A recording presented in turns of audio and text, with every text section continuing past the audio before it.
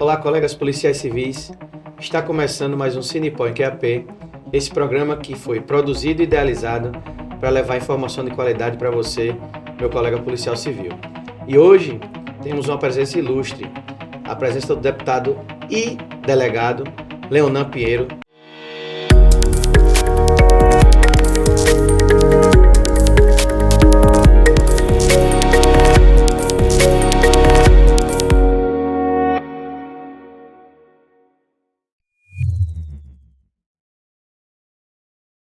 Seja bem-vindo, delegado.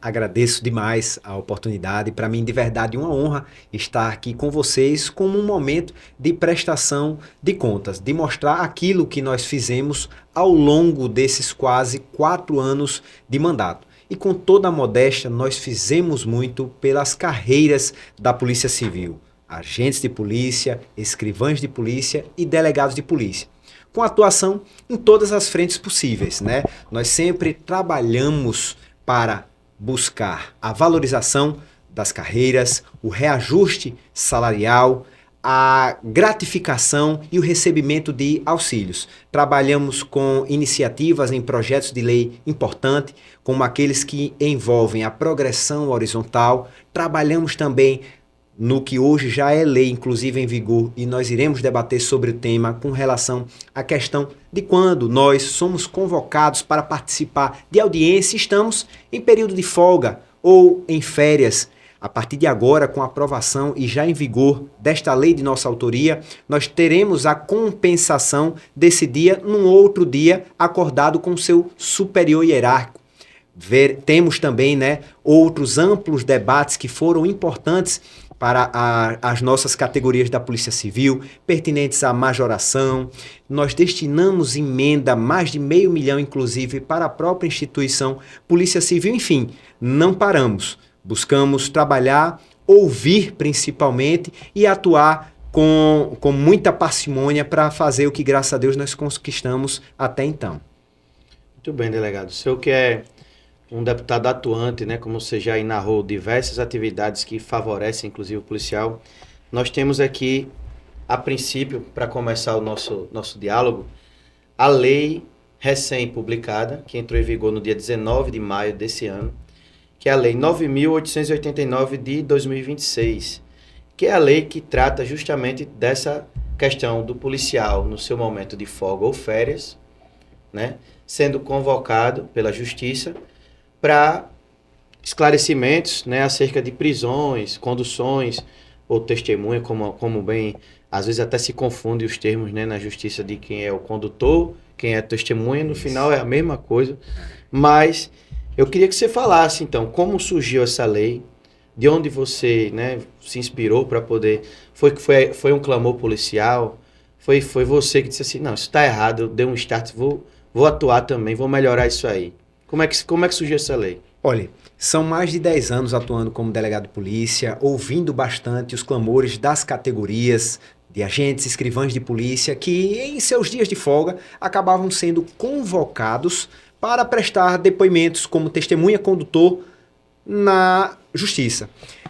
Nós víamos que realmente se tratava de uma situação que gerava incômodo. E mais do que isso, até desestimulava os membros da segurança pública a, porventura, serem condutores em situações de flagrante, por exemplo. E o que nós não queremos é isso. Nós queremos, sim, uma polícia que atue, que seja bem remunerada, que seja valorizada e que no seu dia de folga aproveite a sua folga. Então, para que nós não tivéssemos esse desestímulo à participação policial em situações como essa, nós decidimos protocolar um projeto de lei, que já é lei hoje, que pudesse fazer a compensação. Ou seja, neste dia em que o policial for convocado, ele terá, em acordo com o seu superior hierárquico, uma compensação num dia subsequente a este em que houve a sua convocação. É bom frisar que já é lei e que, pertinente ainda a esse tema, a gente também protocolou outras 2 situações. A primeira é que esse traslado, ou seja, o percurso em que o policial saia da sua casa para a audiência, seja feita pelo veículo institucional. A gente estava falando aqui antes do início deste podcast que existem situações em que o indivíduo trabalhou, por exemplo, em Delmiro Gouveia e hoje está trabalhando e morando em Maceió. Veja, foi convocado pelo Poder Judiciário na cidade de Delmiro Gouveia, a mais de 3 horas de distância da capital, e tem ele que usar o seu veículo pessoal, às vezes se expor até um risco, para prestar um depoimento que estava fazendo, sobre o que estava fazendo quando estava em atividade. Nós protocolamos também para que seja ofertado ao policial civil que for convocado um auxílio para sua alimentação e, a depender do local, até mesmo da sua hospedagem. Isso não é favor, muito pelo contrário, isso é o mínimo para aquele que trabalhou para o Estado em prol da segurança pública, colocou a sua vida em risco. E não é algo de outro mundo. Tudo isso que nós estamos aqui debatendo, é algo que já existe em outros estados. Já está em vigor, inclusive. Então, com muita dedicação, nós fizemos esta análise de contexto, conseguimos a aprovação desta primeira lei e, com muita fé em Deus, conseguiremos também a aprovação dessas 2 outras situações também. Delegado, por gentileza, vamos só trazer uma situação prática para o colega policial que muitas vezes quando a gente tá aqui nos corredores, o pessoal diz assim, pô, as suas perguntas trazem para a prática. Eu sempre tento trazer alguma atividade prática para aplicação justamente da precisão da lei. Então, se eu estou num dia normal de atividade, no dia subsequente, seria no dia subsequente à folga, como você bem disse. E se eu tiver de férias? Aí eu estou de férias, tirei meus 30 dias de folga, de férias, e aí eu fui convocado. Tem que ter um tempo hábil. Como é que eu posso depois, então, compensar, uma vez que eu estou de férias? Mas você estava de férias, aí tem sempre um delegado ou um chefe mesmo, caxias, vamos dizer assim, diz, não, você estava de férias, não tem que compensar nada não. Como é que fica nesse caso? Aí, justamente, é que tem que ser compensado. A lei, ela não fala no dia subsequente à convocação. Ela fala do que for acordado com o seu superior imediato. Mas que este superior deve fornecer esse dia para que o policial tenha a sua folga. Então, se ele estava, por exemplo, no 15º dia de férias, de umas férias que seriam de 30 dias corridos, e ele acabou sendo convocado. Ele, anteriormente ao recebimento da intimação, comunica ao seu superior imediato para que este ajuste em comum acordo em que dia ele irá compensar. Lembrando que esse ajuste pode ser feito para a semana subsequente, para um mês subsequente, até um ano subsequente à data de realização da audiência, ou seja, a data em que o indivíduo foi convocado pela Justiça, pelo Poder Judiciário. Até porque fica compreendido como uma atividade que suspendeu a folga, né? Ou as férias, né? E a questão da antecipação. Qual seria, vamos dizer assim, o tempo mínimo para o policial ser notificado? Porque às vezes o cara pode estar, inclusive, fora do estado, pode estar viajando com a família. Qual seria o tempo hábil, né? E em caso de reincidentes convocações, como é que se... Porque tem essa previsão na lei, né? Isso. Então, na prática, como é que seria esse prazo mínimo de aviso? E se for reincidente em muitas situações, como é que ficaria? Vamos lá. Com relação ao prazo, né, necessário para notificação à autoridade superior, ele precisa tão somente ser realizado antes da data da realização da audiência. E no caso de reiteradas audiências, cada uma destas será tratada de forma isolada. Ah, mas você foi convocado para 3 audiências no mesmo dia no Poder Judiciário. São 3 situações de folgas que serão compensadas. Você foi convocado para 3 audiências em 3 dias diferentes e subsequentes. Também você pode compensar lá na frente com 2 dias de folga em uma determinada semana e mais um em uma outra semana. Então, cada convocação será considerada, para os efeitos desta lei, como se uma convocação comum fosse. Maravilha. A gente, querendo ou não, está trazendo uma lei, né, que foi publicada e idealizada pelo senhor, que trata da valorização dos policiais civis. né? Você atua bastante nessa tentativa de sempre valorizar a atividade policial como um todo, que favorece não só os policiais civis, mas aos policiais militares, penais, etc. A pergunta é, quais são as outras possibilidades, além dessa lei que já está em vigor agora, recente, né, uma lei fresquinha, a lei, por exemplo, que trata da progressão horizontal, no caso, essa mais específica, né, mas que também abrange todas as forças policiais do estado de Alagoas. Em que pé ela ficou e quais são as possibilidades de estender essa lei, como a gente também já havia conversado previamente? Pronto, deixa eu só, pegando a primeira parte da sua pergunta, esclarecendo um ponto que sempre foi primordial no meu mandato quando eu falei sobre delegados de polícia, agentes e escrivães. Eu sempre tratei a categoria como uma só. Somos polícia civil. E digo isso pelo básico, pelo óbvio, porque nós utilizamos as mesmas ferramentas de trabalho, nós ficamos nos mesmos ambientes de trabalho e nós temos a mesma finalidade, que é gerar segurança pública para os alagoanos. Então, todo projeto de lei que nós acabamos propondo ou até se tornou lei foi sempre visando a categoria como um todo. E nesse caso não foi diferente. Nós, analisando os projetos que já estavam em trâmite na Assembleia, nós encontramos esse projeto que era muito importante no que tange à valorização das outras categorias da segurança pública para que seus tempos de serviço fossem contabilizados para efeitos de progressão horizontal na Polícia Civil.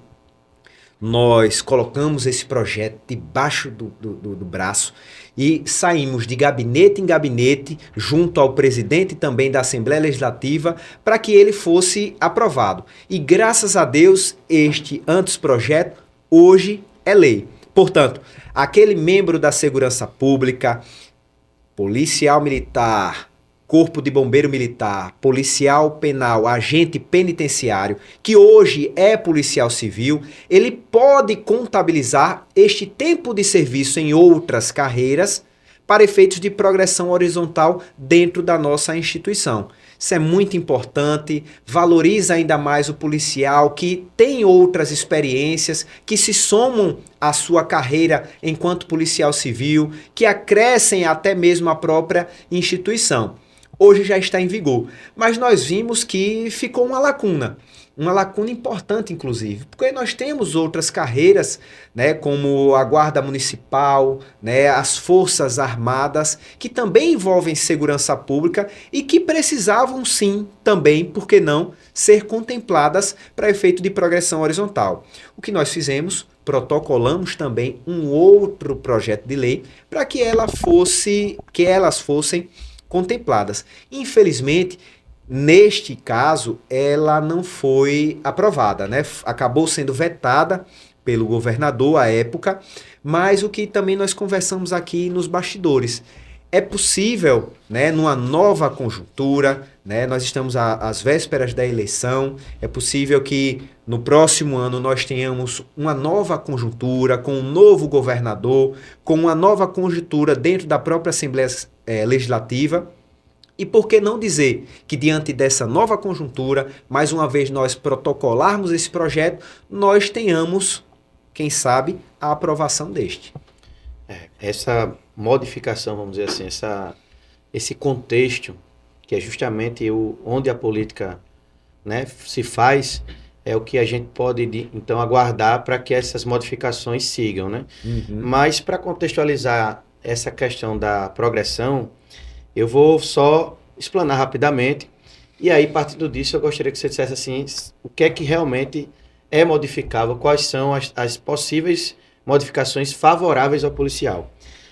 Até onde foi compreendido, essa lei foi vetada no ajuste, mas ela está em vigor para o policial, porque tem uma triste, digo até assim, uma triste mania de dizer não, só vale daqui para frente. Uhum. Então, por exemplo, eu até sou beneficiado pela lei, mas infelizmente eu não tenho nenhum tempo para averbar em termos de força de segurança. Uhum. Mas, por exemplo, o policial considerado antigo, antigão, ele não consegue, e é ele quem mais tem às vezes, Isso, tempo para averbar. isso, Por quê? Porque as turmas a partir de 2014 que tomaram posse, né, da minha turma para frente, elas conseguem averbar, contanto que seja dentro do estado de Alagoas, o serviço prestado nas outras atividades de isso. segurança, e dentro dessa janela que corresponde à Polícia Penal, Exército? Não, Exército Não, não, Forças Armadas não entrou, né? agentes Agentes penitenciários, penitenciários. policial militar e corpo de bombeiro militar. Então ficaram de fora as Forças Armadas e os guardas municipais, Isso, que também são serviços de segurança. com certeza. E aí era esse ponto que eu queria que você, daí para frente, foi vetado, ok. Estamos esperando uma nova conjectura política para atuar. Isso. Mas qual é a possibilidade para o policial que está aqui? A gente recebe aqui, como a gente bem disse também, vários colegas. Bicho, não serve não. Eu sou de Pernambuco, eu sou da Bahia. E aí eu disse, não. Infelizmente a lei está nesse contexto. Há uma tentativa de modificação. Então, para esse colega, é nessa hora que eu peço que você direcione. Qual é o seu objetivo nesse ajuste dessa lei de progressão, que é importantíssima, eu diria. Isso, olha. Primeiramente é dizer, não esquecemos de vocês, né? No novo projeto de lei que nós protocolamos justamente para abranger não só os membros das outras forças de segurança, já vista Forças Armadas e Guarda Municipal, mas também a questão territorial, que foi um outro limite que você muito bem lembrou, geográfico, que foi trazido pela outra lei, além do limite temporal. Né? O ideal seria que a própria lei já trouxesse a retroatividade. Não trouxe. Mas todos estes excluídos, o excluído geograficamente de outro estado, o excluído temporalmente, que a lei não retroagiu, e o excluído por não ser expressamente contemplado dentro dessa categoria, foi previsto nesse novo projeto que nós protocolamos, foi vetado, mas nós protocolaremos mais uma vez, para que nessa nova conjuntura, dentro de meses, nós teremos um novo parlamento e um novo governador. Nós, quem sabe, com muita fé em Deus, e isso é provável porque nós já temos uma lei muito parecida aprovada, essa também não seja aprovada. Mas eu conversei com alguns policiais e nós, desta conversa, tivemos nós soubemos, né, de alguns policiais que acabaram conseguindo ser contemplados. Eles fizeram isso por meio da judicialização. Então, pegaram o seu caso concreto específico e levaram às portas do judiciário. Exemplo, eu fui guarda municipal por cerca de 10 anos, 8 anos, e eu não estou expressamente contemplado nessa lei que está em vigor. Mas nada me impede de protocolar uma ação na justiça, né? Você pode bater as portas do judiciário para ver o reconhecimento de um direito que é seu.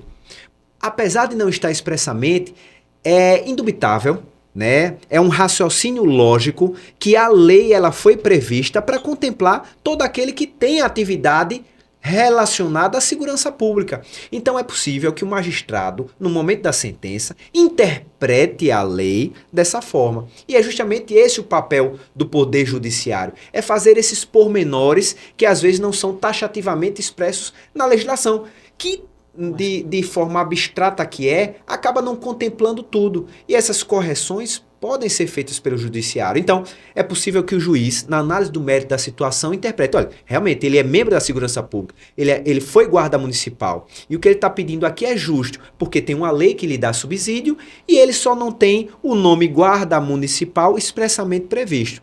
Não estou dizendo que é uma garantia, mas eu estou dizendo que eu já ouvi um caso que deu certo e que é uma oportunidade. O direito não socorre aos que dormem. Então, se você não tentar, você não vai conseguir. Agora, se você tentar, você terá a possibilidade de ter esse direito reconhecido.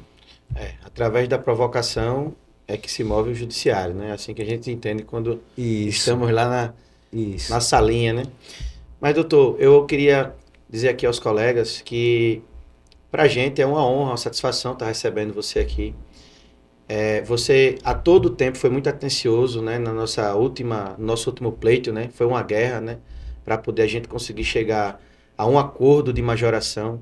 Então, o senhor é testemunha, né, ocular e de luta mesmo, porque você também se doou em muitos momentos para nos receber, né? Ajudou a diretoria do Sindipol a, dentro da Assembleia Legislativa, também se movimentar.